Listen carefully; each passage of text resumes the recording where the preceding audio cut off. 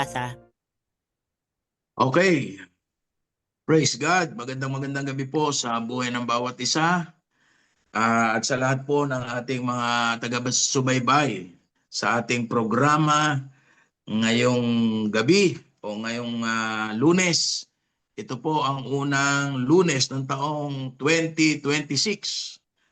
Kumusta po kayo, mga kapatid sa Panginoon? Ako po ay nagagalak sa gabing ito dahil ito ang una nating pagsasama sa taong ito, no? At ito po ang inyong lingkod, Reverend Ber Santos ng Jesus Be Lifted Up, Calapan, Oriental Mindoro. Amen. Ako naman po si Rostella Vidanya ng Jesus Be Lifted Up Church, Molino 3, Bacoor, Cavite. Ngayong gabi, sama-sama nating tanggapin ng buong puso ang nais ng Diyos na matanggap natin. Welcome po tayo sa ating programang Receive It Now. Muli po, magandang gabi sa ating lahat. Praise God. Amen, amen. Good evening. Ay, good evening po. Magandang gabi po, Reb. Mapagpalang gabi sa iyo. Opo. Gusto naman natin yung celebration ng Pasko at Bagong Taon. Ay, praise God. Nakakatuwa po, Reb, kasi yung dati nating ginagawa na halimbawa katulad nung Kapaskuhan, nauna na po kami nagawain nung December 24, nag-service na po kami nung umaga ng December 24. So, para yung December 25 mismo ay sama-sama na yung pamilya. Nag-request po kasi si Pastora Jonah dahil nag-uwian yung kanyang mga kapatid, yung kanyang mga kapamilya. So, sabi ko, sige, sa 24 na natin ganapin. At yung bagong taon naman, di ba, ginagawa po natin yung worship explosion ng December 31st, ano? Ginawa na po namin nung umaga pa lang. Nag-worship explosion na po kami nung umaga. At ang maganda po doon, dahil maaga pa yun ay parang Sunday service din, no? Katulad noong December 24, parang Sunday service din. Nagpaskuhan din po ang mga bata. At noong December 31, talaga nauna kami nagpuri sa Panginoon. So, very successful po. At kinabukasan, ay kami naman ni Sister Annie, nandito lang sa bahay. Hindi naman kami halos lumabas, no? Pero nakakatuwa po at very supportive po ang lahat ng mga kapatiran. So, na-bless po ang bawat isa. Yun po. Amen. Praise the Lord. Ito rin ay hinanap yung worship explosion gabi naman, and after that, nagpali-pali 7 to 9 dahil nga kailangan sa 10 ay ay magkakasama ang bawat family, no? Kaya purihin ng Diyos dahil naroon na, sabi nga, binago na ng Diyos yung ating mga kaisipan tungkol sa mga kaganapan na yon, na kung dati-rati, iba yung pinagpupukusan natin, pero dahil nakilala nga natin siya, talagang lahat ng papuri at pasasalamat ay naibigay lamang sa ating Panginoon. Amen. Kaya, praise God. Sa lahat, yung bonding ng family, at hindi lamang nakafocus sa mga gifts at sabi nga foods, kundi talagang nakafocus tayo lahat sa pagpapasalamat sa ating Panginoon. For He is the reason. Opo, yun po ang tama. Ng ating Panginoon sa kanyang mga ginawa sa ating mga buhay. At ngayon naman, no, tayo ay dumako na sa ating topic ngayon about breakthrough. Sabi nga ay dahil nais ng Diyos na sa unang araw na ito, no, unang Lunes, ay matanggap natin. Ito yung pinaka-deklarasyon na binigay ng Diyos sa ating bishop na nais niya na hindi lang basta maging deklarasyon, kundi maranasan ng bawat isa sa atin. No? Sabi nga, 2026 is the year of breakthrough. Breakthrough. Amen. Opo. No? So, Rever, pag narinig mo salitang breakthrough, ano ang una mong naiisip? Ang breakthrough po kasi, sa biblical point of view, yan po yung mga pangyayari na kakaiba. Ano? Sabi Oo. nga doon ipinapakita diyan ng Panginoon yung pagkilos niya na yung parang impossible, Oo no? nga. Kaya Mm. yung breakthrough po kasi na pinag-aralan ko yan sa Tagalog, ang tawag pala diyan pambihirang tagumpay. Ayan. Kamangha-manghang pagkilos ng Ah, Diyos sa Amen. buhay ng mga lingkod niya. So para sa Amen. akin po, ang breakthrough ay ah naranasan ko yan actually nitong nakaraang 2025 kasi may kakaibang nangyari katulad nun.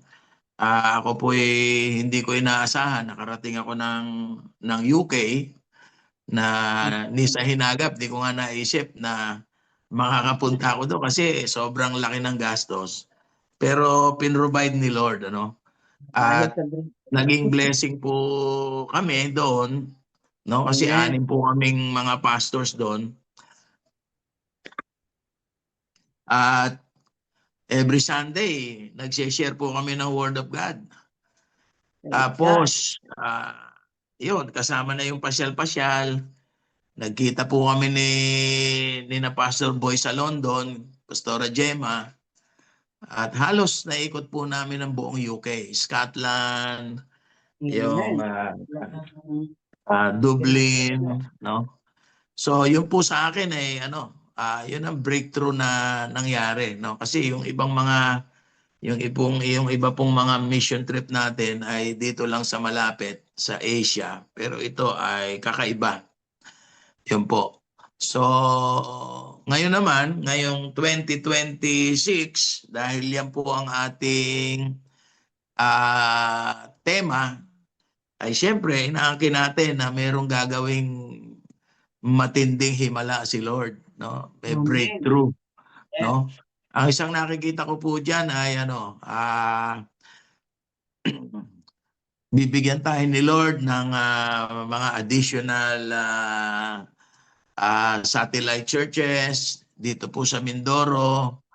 At ang prayer natin and declaration ay makakapagpatayo ulit tayo ng church building, no? Amen. So, yun po. At Posible. marami pa, no? So, pinagkakatiwala po natin sa Diyos yan.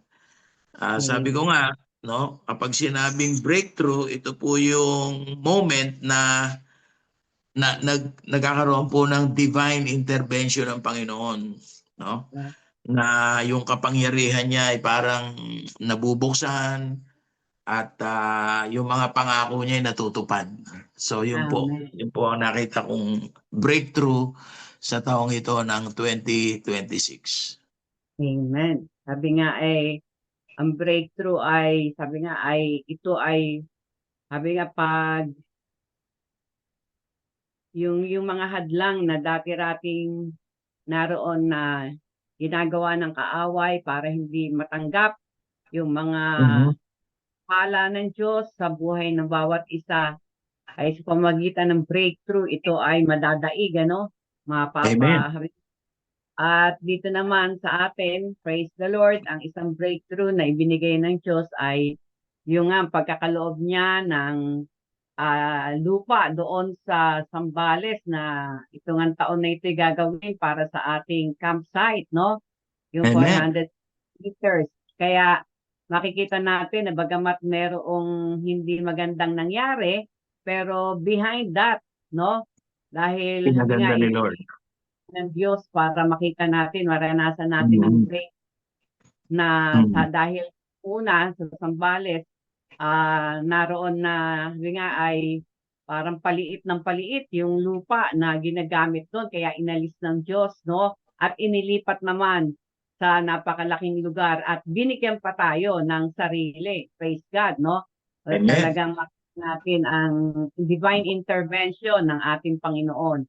At Mhm. ngayon nga ay mag-uumpisa na sabi nga para sa preparasyon para sa ating camp, no? Kaya purihin ang ating Panginoon. At ngayon nga ay ano masasabi mo dito sa ating pinaka-teen verse Opo. para dito ating breakthrough na Yeah, tema opo. Dito po 2020. sa theme verse natin sa Genesis chapter 1 verse 28, no? Nung una po kasi ano yan nagsimula tayo sa creation eh. Talagang nung likhain ng Diyos ang lahat ng bagay at sa huli nga nilikha po ang tao, ipin-repair po ang lahat ng pangailangan ng tao para magamit at ma-utilize. Pero ngayon, iba po ang dating nitong verse na to. Kasi sabi Oo. rito sa Genesis chapter 1 verse 28, God blessed them and said to them, be fruitful and increase in number. Fill the earth and subdue it. Rule over the fish in the air, the fish in the sea, and the birds in the sky, and over every living creature that moves on the ground. So nakita ko po dito yung expansion, Red. Amen. Kasi pag sinabi ng Diyos na kasama na po dito yung yung Great Commission ng Panginoon sa atin na tayo humayo, magpakarami, no?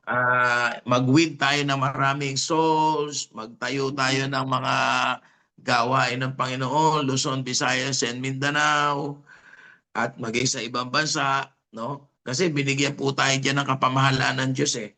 So gagamitin lang po natin yung kapamahalaan yon. At sabi nga diyan we should subdue. Pag sinabing subdue sasakupin natin. Talagang binibigyan tayo ng kapangyarihan ng Diyos para mag-evangelize, no?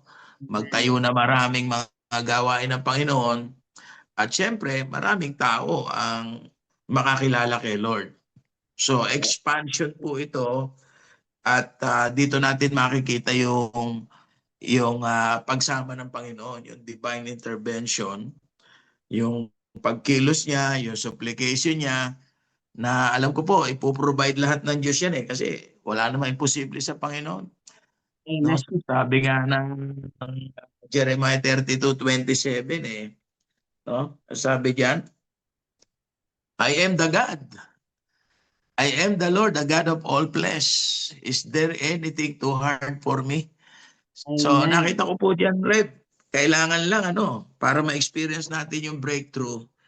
Kailangan i-align din natin yung sarili natin sa kalooban ng Panginoon, sa biblical truths, sa prinsipyo ng Diyos, yung katwiran niya, sundin natin, at magtiwala tayo sa Diyos na kaya niyang gumawa ng himala na kumbaga sa atin bilang tao parang hindi ka panipaniwala. Pero dahil mananampalataya po tayo, we all need to trust God, no? At siya po ang gagawa ng mga bagay na magugulat tayo. So, yun po yung Amen. breakthrough. Yung bang kakaiba. Iba naman, Kakaiba. no? Opo. Talagang Mamamangha yan ka. ipapakita ng Panginoon yung kanyang kapangyarihan, no? Kasi po, nung binabasa ko ang Bible, pagdating doon sa mga breakthrough sa Bible, may mga example po dyan Halimbawa, yung kay David, paano niya tinalo si Goliath? Halos buong kaharian, takot na takot doon sa Goliath. Pero si David, binigyan ng tapang at lakas ng loob ng Diyos, tinalo niya si Goliath. So, ang laking breakthrough po noon. Nagtagumpay siya dahil sinamahan siya ng Diyos. Nagkaroon ng divine intervention. Ang isa pang example po dyan, yung kay Queen Esther. Na kung titingnan natin, kung hindi nangyari po yun na nailigtas niya ang mga Israelita, ay mapuputol yung yung istorya. Na ang Panginoon kasi galing do sa lahi na yun kung napatay lahat ng mga Hudyo during that time, tapos na istorya. Pero dahil sa tapang ni Queen Esther, sabi nga niya, mamatay kung mamatay, lalapit ako sa hari. Ano man ang mangyari, basta mag-fasting lang kayo dyan. So, doon po pinakita ng Panginoon yung divine intervention at pati yung hari na lugod sa kanya kasi hindi naman pala pwedeng basta nalalapit ka sa hari pag hindi ka pinapatawag. Pero kumilos po ang Panginoon doon. Kaya sa akin po nakita ko, yun ang matinding breakthrough during that time.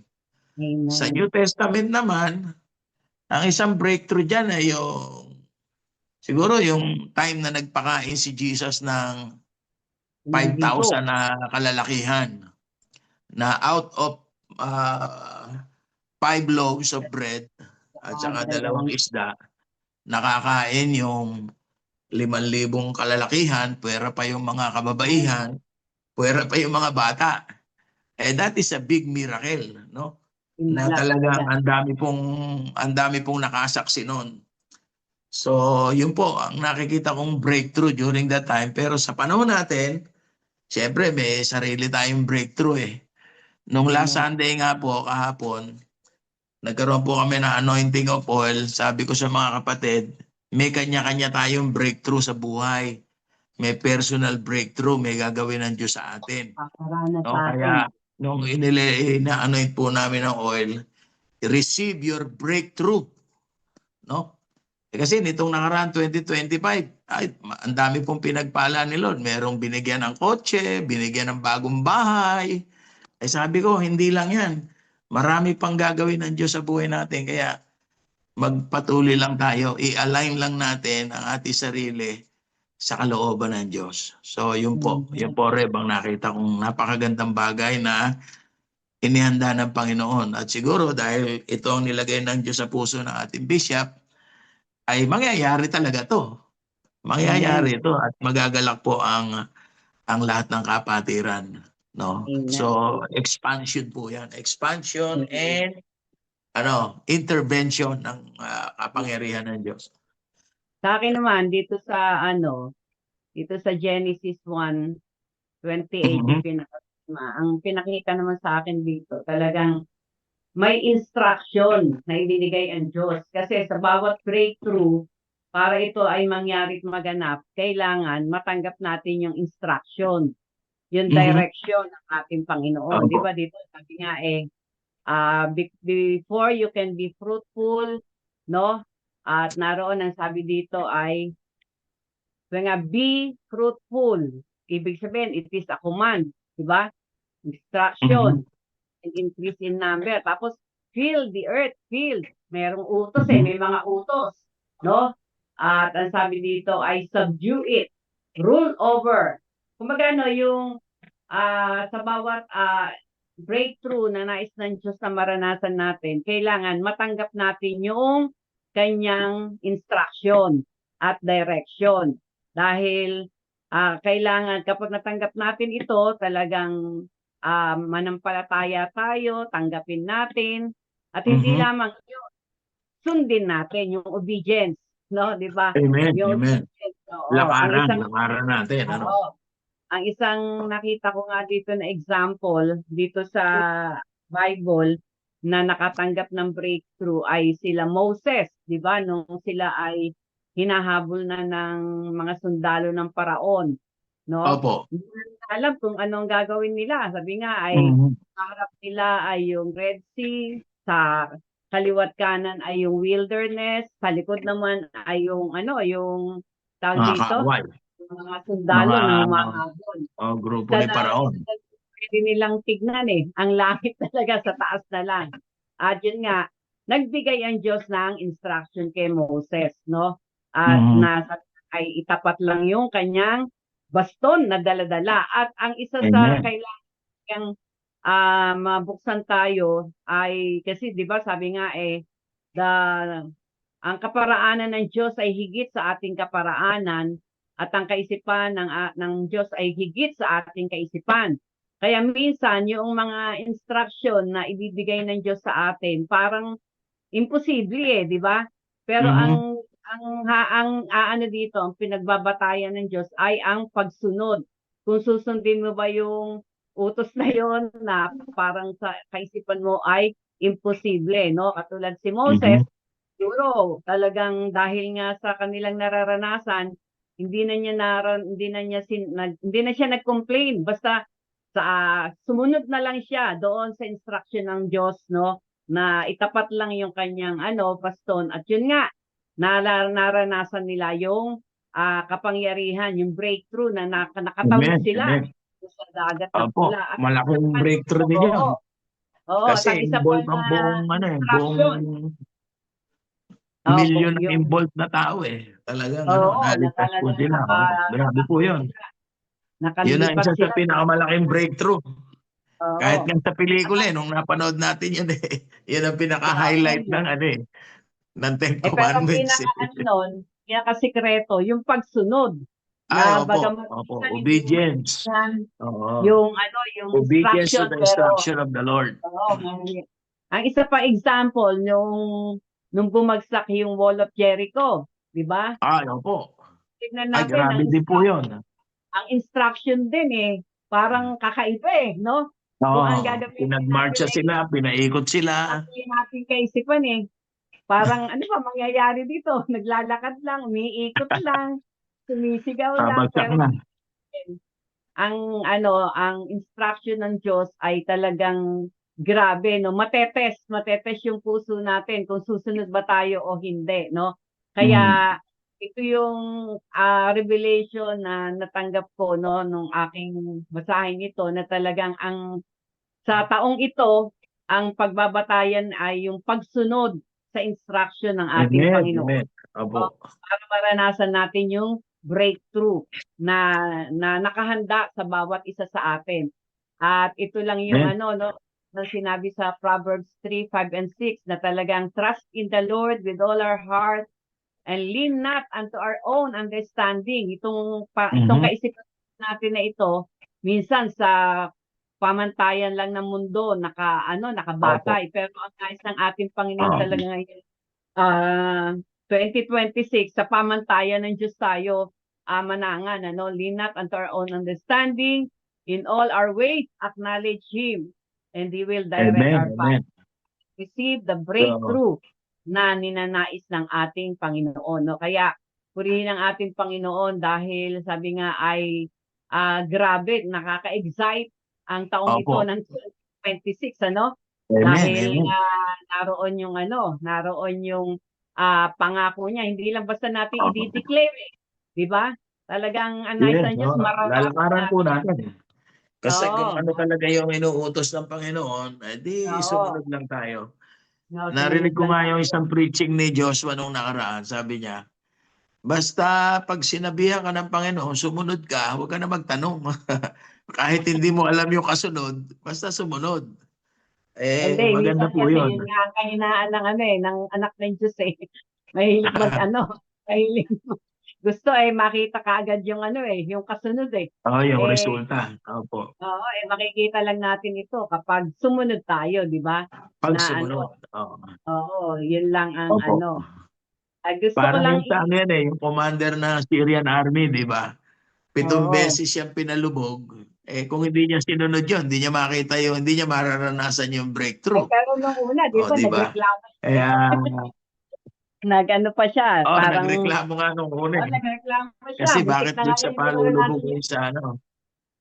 muntik na niya hindi Opo. maranasan yung breakthrough eh. Kasi nanangan siya doon sa nakita niyang ilog eh. Hmm. Buti, in-encourage Iba-iba po lang siya talaga nung ano.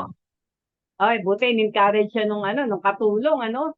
Kung hindi siya Opo. in-encourage O, ng wala naman katulong, na ikaw mawawala. Basta sumunod kayo. oo. Kaya Ayun. napakahalaga talaga. Ito yung Praise God. ang nakita ko talagang revelation dito sa mensaheng ito ng Panginoon para ma-receive natin talaga yung breakthrough, obedience, no?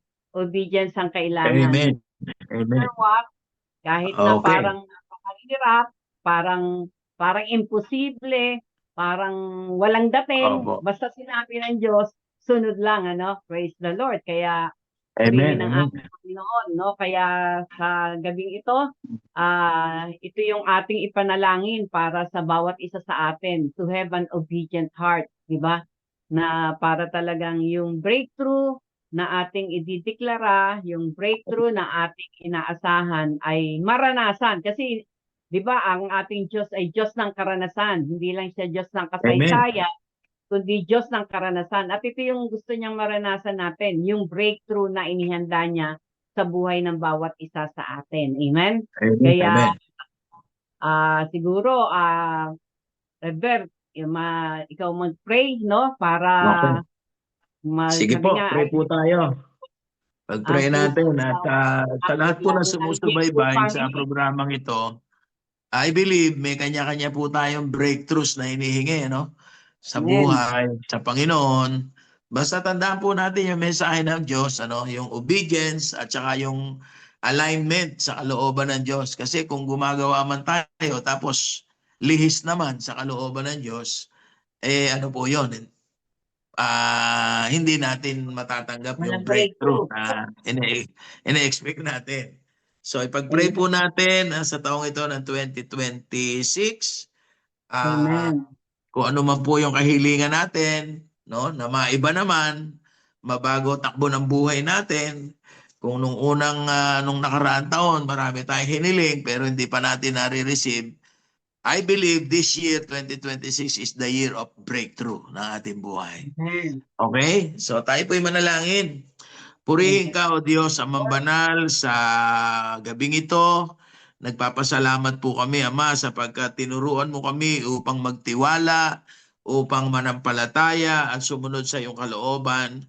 At sa Amen. mga bagay na nangyari at naganap nung nakaraang taon, hindi man po lubos yung aming natanggap na mga pambihirang tagumpay, Panginoon. We believe and declare that this year, 2026, lulubusin mo po ito, Panginoon. At kung anuman Amen. ang desire ng puso ng bawat isa ng aming mga kapatid at ng iyong mga lingkod na nakasubaybay sa programang ito, we believe, Lord, and we declare that every prayer, every desires of their hearts, according to your will, according to your principle, ay mangyayari at magaganap at mararanasan po nila ang Amen. pambihira at kamangha-manghang tagumpay. Ito po yung breakthrough na matagal na po nilang inaasam. Kaya Ama, Amen. salamat din po maging sa J Blue Ministry. Lord, we declare that many, hindi lamang isa, kundi maraming pagtatagumpay ang ipaparanas mo po sa amin sapagkat Amen. kami po'y nagdideklara na sa lahat ng bagay, kayo po at ang kalooban niyo po ang aming susundin. Ang iyong salita, Lord, ay aming ikakabuhay at hindi kami mananangan sa aming sariling karunungan. Salamat Amen. po, Ama. We thank you, Lord. We bless you. We entrust everything unto you, Father God. And we declare, Lord, many breakthroughs sa buhay ng Amen. iyong mga anak ay mangyayari at magaganap sa taong ito ng year 2026. Salamat po, Amen. Ama. Salamat po, Panginoon. This is our prayer with thanksgiving in our hearts. In Jesus' name, Amen. amen. Amen. Amen. Bago Praise tayo God. magwakas, no? Gusto ko lang i-share o maging encouragement natin itong Isaiah 43 sa 18 at saka sa 19. Ang sabi dito, Yes forget po. the former things, do not dwell on the past, no? Dahil tayo ay nasa Mhm. 2026 na, do not dwell on the past. Huwag mong hayaan na hindi Amen. ka maka-move on. Tapos na yung 2025. Sa ayon sa gusto mo, Mhm. nakalipas na yon, ano? Ang sabi dito ay, sabi nga, do not dwell on the past. And see, ang sabi dito sa 19, ito yung napakaganda eh. See, I am doing a new thing. Now Amen. it springs up. Do you not perceive it?